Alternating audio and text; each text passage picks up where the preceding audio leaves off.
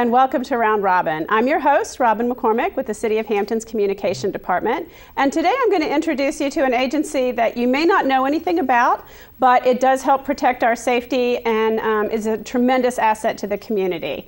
I have with me today two representatives from the Department of Criminal Justice which we'll explain in a minute. Criminal Justice Agency. Yes. Andy Warner, who's the director, and Don West, who's an investigator.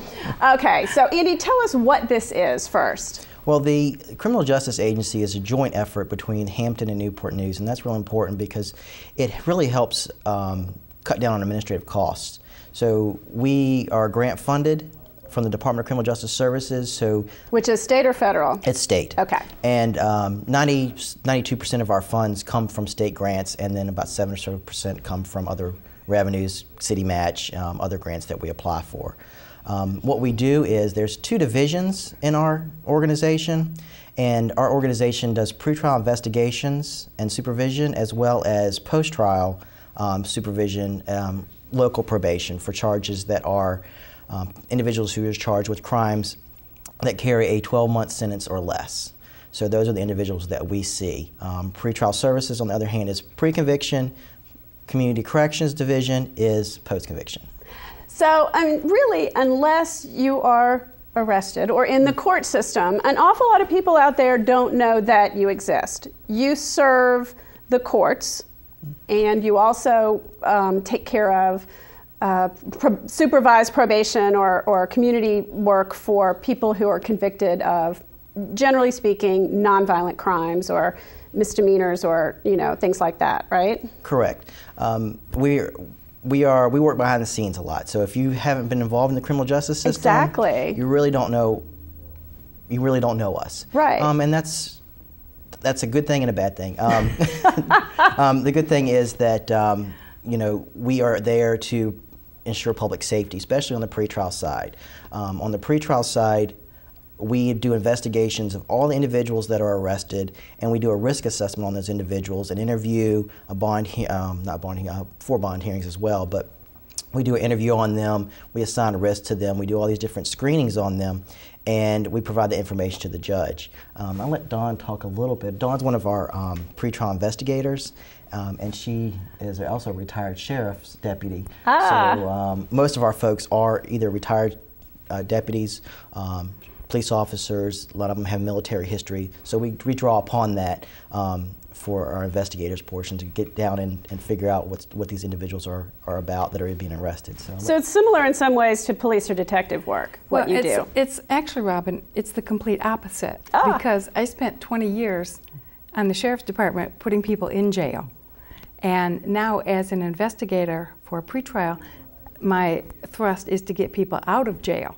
So for me, I had to go through a little bit of an adjustment. And there was one word that made sense, and it made everything come to full focus. And that word was supervision. When I realized that someone just simply being bonded out of jail was not really, they were just out there doing whatever. Okay, so just back up for a second. And bonded out of jail means I'm arrested, I show up for my first hearing, and the judge decides I don't have to be in jail until my trial. I can be released on bond if I put up money, right? Correct, and that would be your first encounter with the court is an arraignment. So it would be during that arraignment where the judge would read the charges to you. He goes over your attorney status, asks you what it is you want to do, whether you want to waive your right to an attorney, if you want to ask for a court-appointed attorney, or if you want to hire your own counsel. So those options and all of those things are addressed during the arraignment. That's also when the judge will let them know if they have been selected to go into pretrial supervision. Okay. Now, when the supervision happens, that process then goes back through the jail. The paperwork and everything comes through the courts and then back through the jail, and then we pick the person up at the end of pretty much the business day. But as an investigator with pretrial, I don't supervise the people. So I make the determination, or I'm one of the many people and one of the many instruments that make the determination as to whether or not someone is a good risk. We run their criminal history, we run the national records. So we run FBI information, we run state, local, and then with all of the information that we've gathered through all of this and through our risk assessment, which is one of the computerized elements that we use, that helps us make a determination as to whether or not we think someone might be a good candidate to be released into supervision instead of having to remain in jail or post a surety bond. Now let me ask you a question. Why don't we just say everybody who's arrested for a serious crime stays in jail? What's the downside to that? Well, the downside to that is you're not looking at the individual, you're looking at the crime. So how it works is we are objective. We have to be very objective to what we do. So we are not on the defensive side or the prosecution side. We are on the community side, public safety. So we want to make sure that we look at that individual as a whole. So regardless of the charge, we want to make sure that we want to look at evidence-based practices. And what that means is we want to look at things that are statistically determined to produce, to determine risk. So we use a VPRA, which is the Virginia Pretrial Risk Assessment Instrument. To do this, we get all this information from the investigation, from the background history, from all these different things, put them in there, and make a recommendation to the judge. That recommendation says these are the risk factors, this is the risk score for this individual, this is any kind of background history on the individual. So we provide this package before arraignment for the judge and the Commonwealth, and if they have counsel or a public defender at that time, we provide all the information to them. So we're not providing information to one person, not the other. So everybody knows everything about this individual at arraignment so they can make a determination. We don't make the determination, we make a recommendation. That is up to the judge and the Commonwealth Attorney's Office to make that final determination. But the idea, I think, is that if we threw everybody in jail pending trial, it would be a very, very costly process. That if someone is in jail, the taxpayers, all of us are paying, do you know the figure, how much per day it costs? It's $59 a day. We also do actually a mental health screening as well. So for someone who has mental health issues or a mental illness that's in jail, incarcerated, it goes up, I think the Gaines Center says it's about $131 a day for that individual. Right. Because of medication. People with medical needs are much more costly. So that, once you go into jail, that all those things are a responsibility of the jail to provide that stuff for you. So if you're in the community, that's where those things are provided. And also, I guess if people are out on bond, then they could maintain a job and have enough money to pay for their lawyer and support their families and all those things that go away if they're incarcerated. And you guys decide, or help the judges decide, who is the best candidates for that, right? Exactly. We want to keep the individuals who are high risk to public safety and failure to appear. So failure to appear risk is that if they're not going to show up for their trial. If they're not going to show up, if they have a history of that, those are the things we take into consideration because it will mess up the docket if they don't come. It's actually very, very costly if they don't show up to court. Right, because that police officer's getting paid to testify and people have come in for that trial. And exactly, and then you have to find the individual. So our FTA rate, failure to appear rate, is about 3% out of all the people. We had about 700 people last year on supervision with us. So 3%, that's probably the lowest, if not the lowest, in the state for our failure to appear rate. Congratulations, well, that's great. And a lot of pretrial services do that. And I do want to point out that it is, I keep saying this word objective, we are objective. So, we don't make, just to keep our program alive, we don't make recommendations based on, well, we need numbers. We make them based on risk. So if people come to our supervision, it really is kind of a collateral thing. The primary goal of pretrial services is to provide the information to the courts. Provide the mental health screening, to provide a picture of that individual before the judge, because without that picture, the judge and the court really don't have a good idea of what they only have the charge that the person's charged with. So for instance, and they don't know background or how many times or what other charges or. Yeah, it goes both ways. It says, individual is charged with a lesser crime, but they could be a higher risk individual to public safety and failure to appear. Well, that individual, you may not want them in the community. So we want to provide the information as well. So that's kind of our main mission.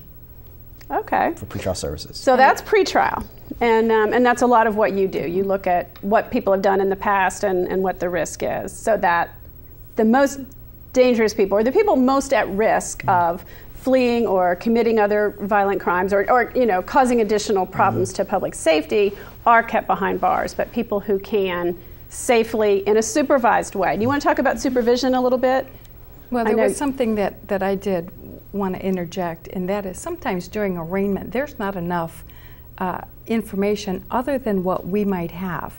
So that person might not be released at arraignment, but if there is a bond hearing, then the judge is he's obliged to hear more information, whereas he cannot during arraignment. He can only address the elements of an arraignment at an arraignment. Okay, so it's a little bit late, or gives you more time to gather that information. That person by that time may have, might secured the housing that may have been an issue. They may have been not an adequate address, you know, something, a non-verifiable address. So since that time frame, we may have been able to do additional work to help that person actually be released on bond where they were not eligible during the arraignment. Gotcha. Okay. So, cool. No, I was going to say, and you said pretrial is sort of one division of what you guys do. Can you explain the other piece? Well, you said the supervision. There is a supervision component to pretrial services, and I'll just touch on that briefly. Okay. For those individuals that we recommend for pretrial release, they don't have to pay a bond or a bail, a surety. They come to us without that, but we supervise those individuals, and it costs about $6 a day, depending upon, you know, the services and what have you, as opposed to $15. It's a lot cheaper. A lot cheaper than $59, $59 in this region for Hampton-Newport News per day. So last year we saved the taxpayers about $3.8 million in jail costs for supervising those 700 people while they're in the community. And with a 3% FTA rate, that means most of them came to court. Most all of them came to court. So we have like a 92% success rate. Some of them are technical violations where we put them back in if they're not doing what they're supposed to be doing. That kind of. If they don't check in, or if they don't check in, there are certain conditions that the judge can impose as conditions of bail, whether it be substance abuse testing or treatment, or certain things that they have to do while on supervision, and we make sure that they do that. They see us once a week or twice a week, depending upon their risk level and their needs. We also couple them or link them with services we may need. We do a risk assessment on individuals, so we know that what their criminogenic risks are. So we know this individual, what their high risks are on this individual, so we can link them with services. Of course, it's self-pay. They'll pay for those, or because the state's not paying for them. But those services that we link them with will, you know, better their lives in the future. So you look at not just the crime, but potentially the root causes. If it's substance abuse or mental health, or you said something about referring people to aggression or anger management kinds of. Yeah, we have certified substance abuse counselors on staff. We have a lot of the things we do.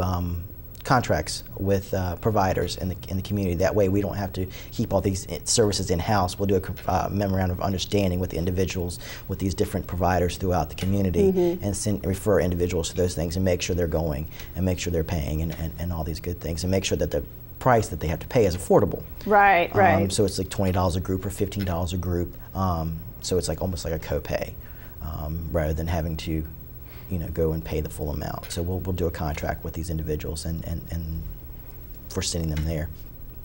The other thing about pretrial is that it is, it saves money, but it also helps the individual stay in the community and pay taxes. You know, we help them get jobs. We help them do all the different types of things.